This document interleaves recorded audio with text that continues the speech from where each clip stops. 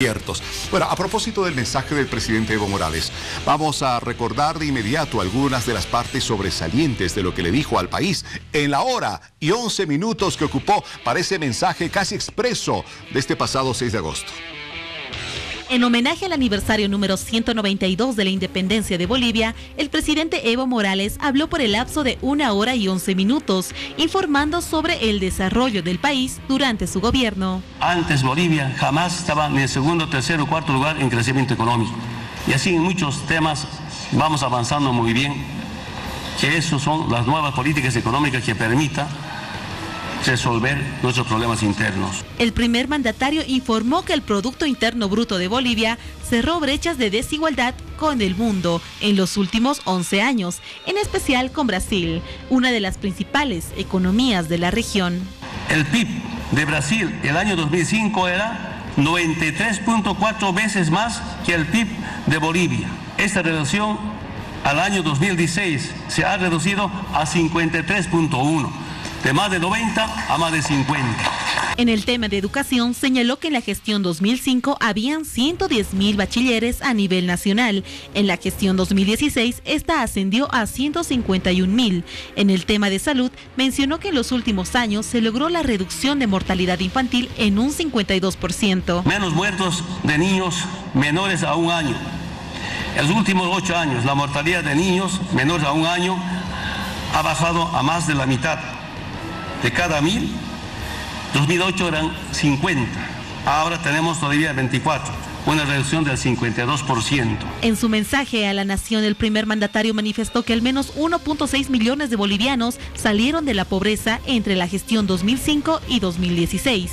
Otro punto fundamental que dio a conocer fue el tema de la justicia, algo que queda pendiente en nuestro país y que requiere de solución, recordando a los bolivianos que en el mes de diciembre se acudirá a las urnas para elegir a los mejores juristas para realizar esta tarea.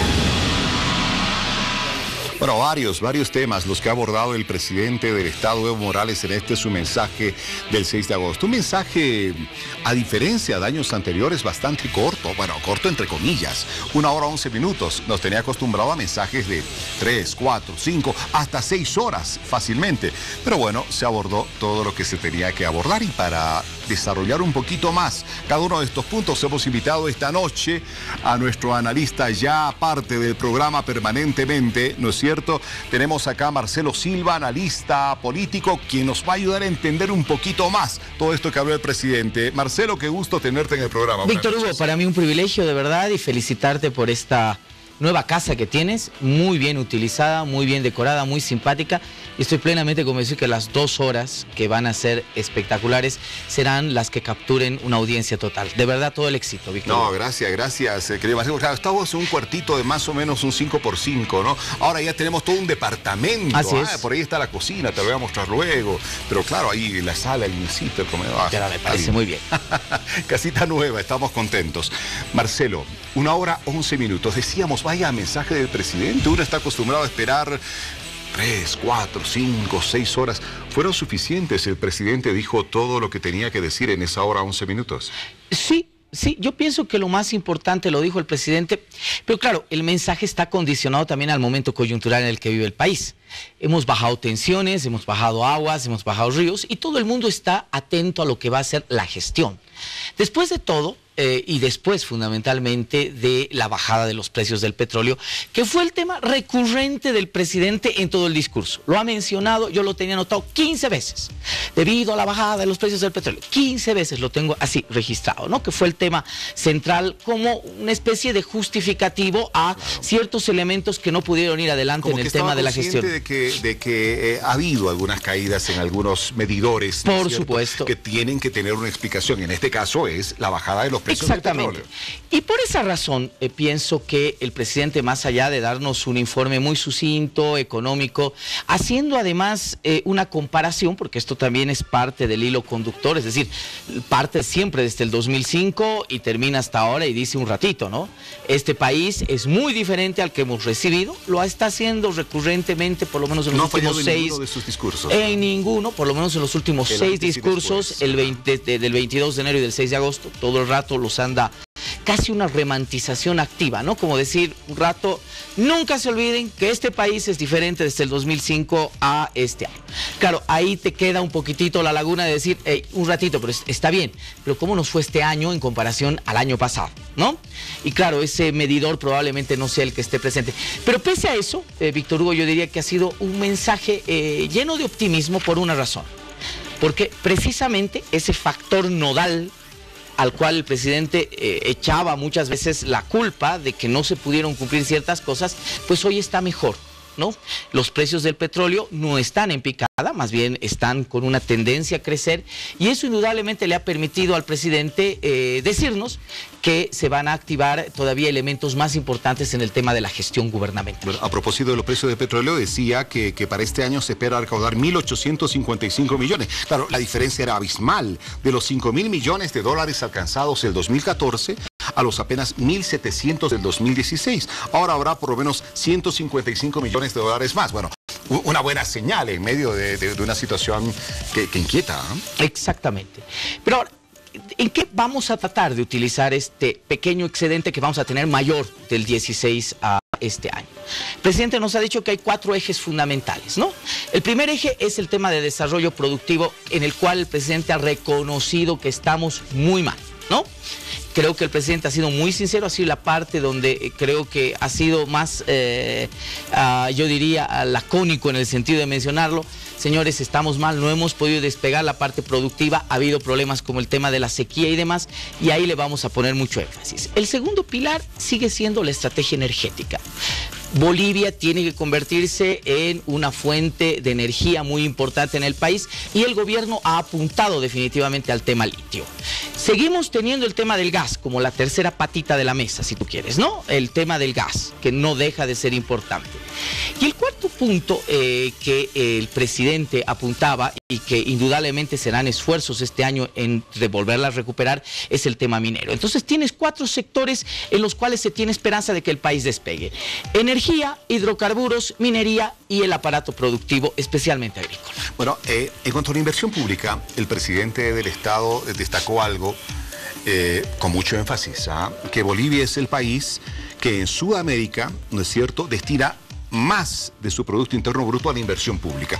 El 14,7% el 2015, 14,9% el 2016 y ahora algo más en este 2017. La inversión hasta el 2005 era de 625 millones, dijo, en inversión pública, y hasta el 2016 6.026 millones de dólares, que este año van a ser más de 8.000 millones de dólares. Vaya, o sea, son cifras muy importantes, y eso le ayuda obviamente a dinamizar la economía y hacernos sentir que a pesar de la crisis del petróleo y demás, como que las cosas andan relativamente bien. Es el único camino, y el mismo presidente lo reconoce.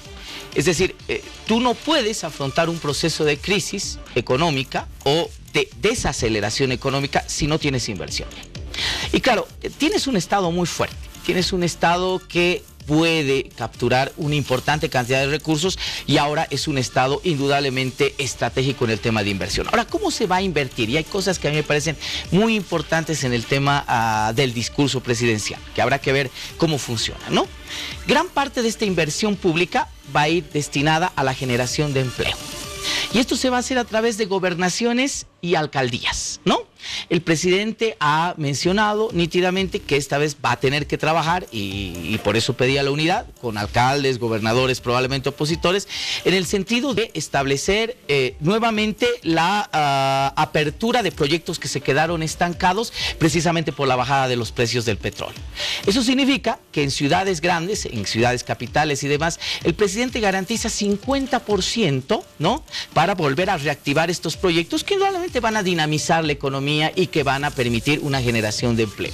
El presidente reconoce indudablemente que también el tema del empleo ha sido uno de los talones de Aquiles de la gestión, y que tiene una incidencia, por supuesto, inmediata en el tema de la circulación de la economía, el efecto mismo de la economía. Por eso yo creo que la inversión pública inmediata va a estar vía municipios y vía gobernaciones, indudablemente, a desarrollar el tema del empleo, por supuesto, más allá de también los acuerdos y pactos con los cuales se ha llegado con empresarios privados.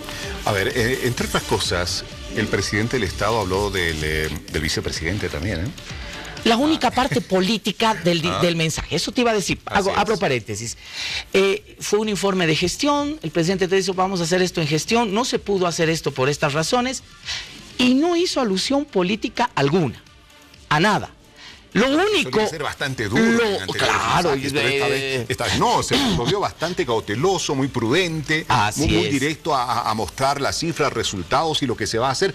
Pero lo político quedó por ahí. La única mención política fue precisamente esa, la mención del vicepresidente. ¿Por qué? A ver, yo creo que hay dos cosas importantes que hay que medir, ¿no? Uno, es el hecho de que la salida del vicepresidente, o la posible salida del vicepresidente del esquema político del MAS y sus aliados, te puede generar una diáspora que probablemente ya se esté empezando a sentir en ciertos sectores del movimiento al socialismo. Claro, tú sacas una ficha que ha sido clave fundamentalmente en la historia política del instrumento, ¿no? Especialmente cuando se es gobierno, y tú vas a tener varios sectores, varias personalidades que van a querer copar ese espacio. Sin duda. Y eso te puede generar una diáspora, te puede generar un problema de división interna, de disputas internas y demás. Y yo creo que lo que el presidente ha dicho, ¿no? Prácticamente esto es más interno que externo, es decir, es un ratito, compañeros, ni se preocupen, ni se molesten en este momento de decir si va a haber cambio de vicepresidente. Para mí, el vicepresidente es insustituible. Es un mensaje fuerte. Eso significa no se peleen, que no existan pugnas internas, porque para mí el vicepresidente es insustituible. Ahora, veremos qué es lo que dice el vicepresidente, que varias veces nos ha mencionado en entrevistas públicas que ya no va a ir, etcétera. Y entendiendo además cómo se avanza coyunturalmente hacia las elecciones del 19, porque la vicepresidencia se convierte en una, yo diría, en un as bajo la manga, ¿no? Es decir, cómo está posicionado el presidente Morales para afrontar esta elección y si necesita o no necesita un apoyo importantísimo en el plano de una nueva cara en la vicepresidencia.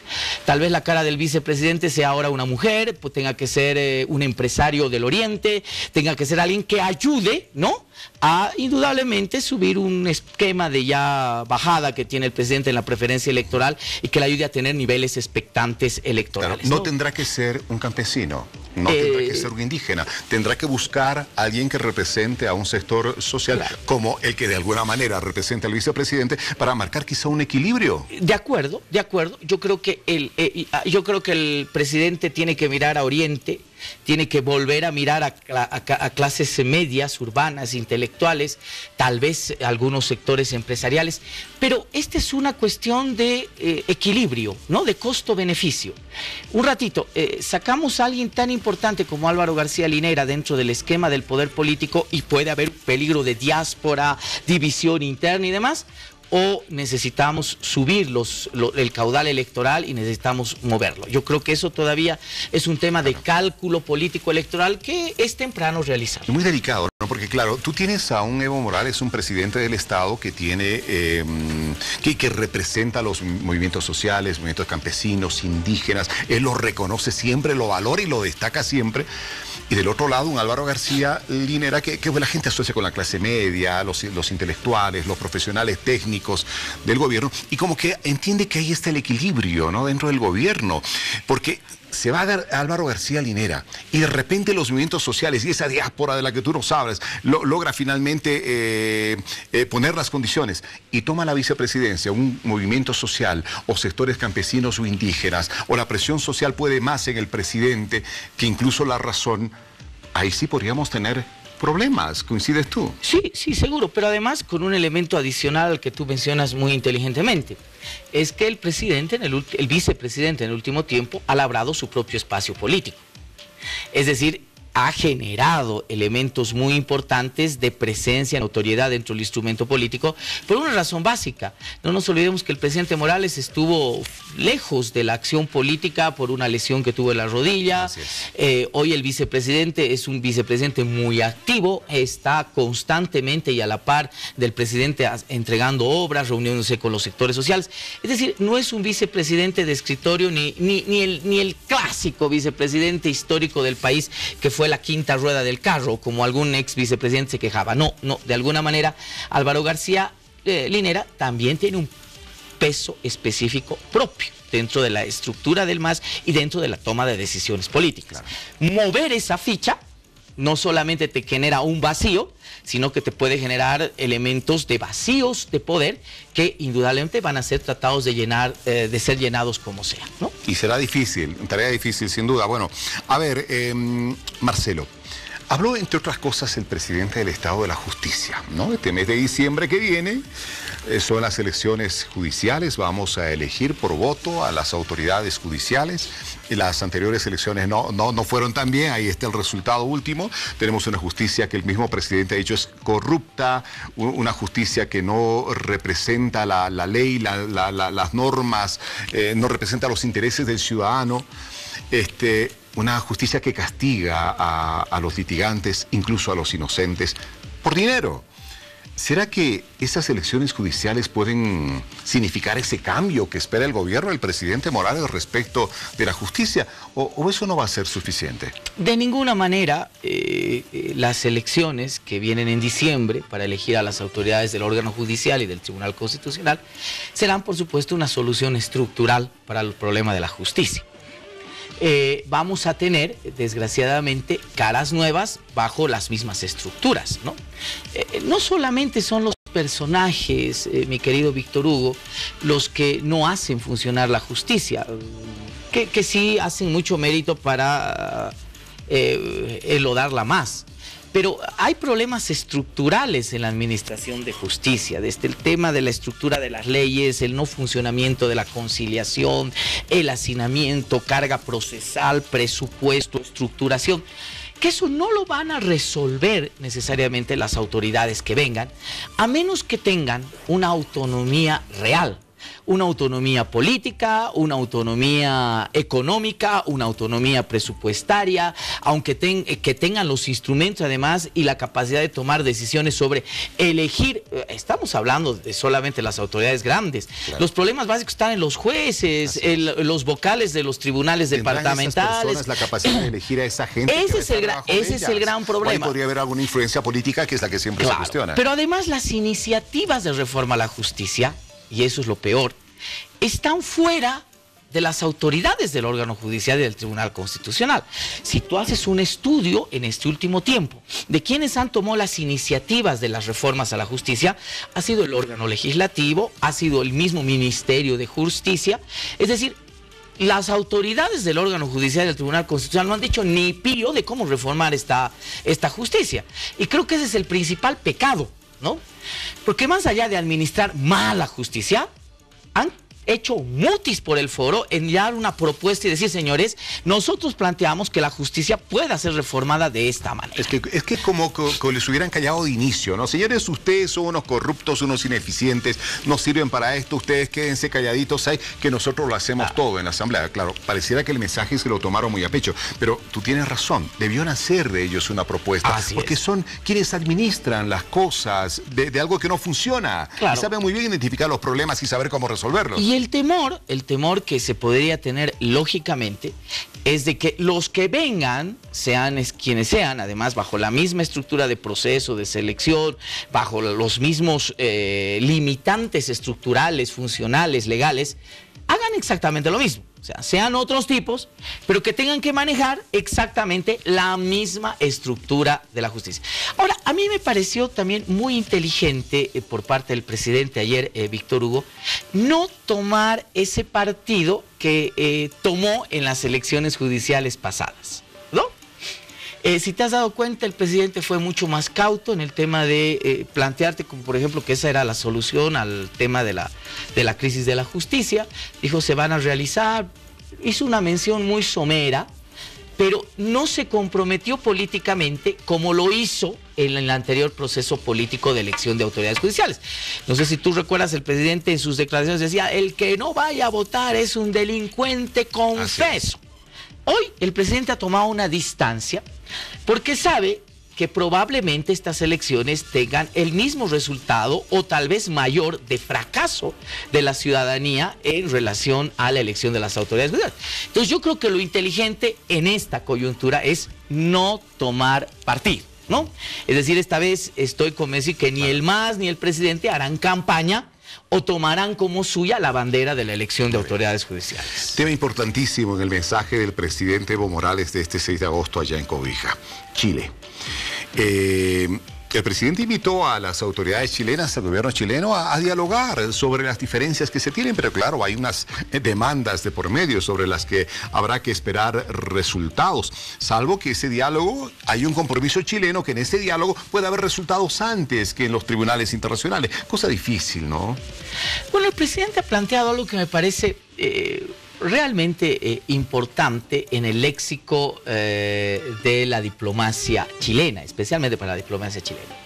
El presidente dijo con mucha nitidez: tratemos de que el diálogo, el consenso, la negociación sea el elemento que nos permita tomar el fallo de La Haya, ¿no?, sin vencedores ni vencidos, ¿no?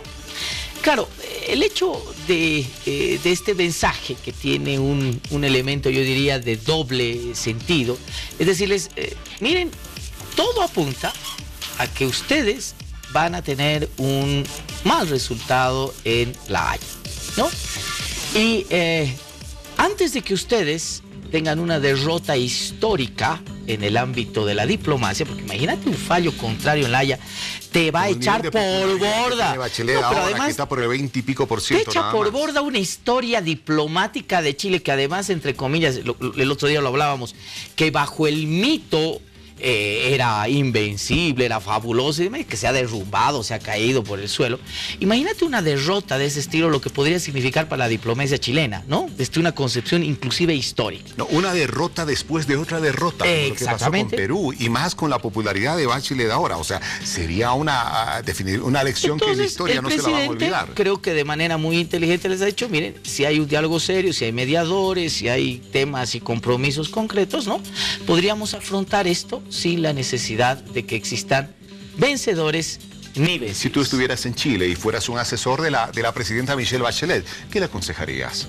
Bueno, yo no sería asesor de Michelle Bachelet por una razón básica, porque se está yendo del gobierno, tiene dos mesecitos. Además va a ser una de las presidentas, desgraciadamente, en el último tiempo en Chile, que salga con la menor popularidad de la población chilena, ¿no?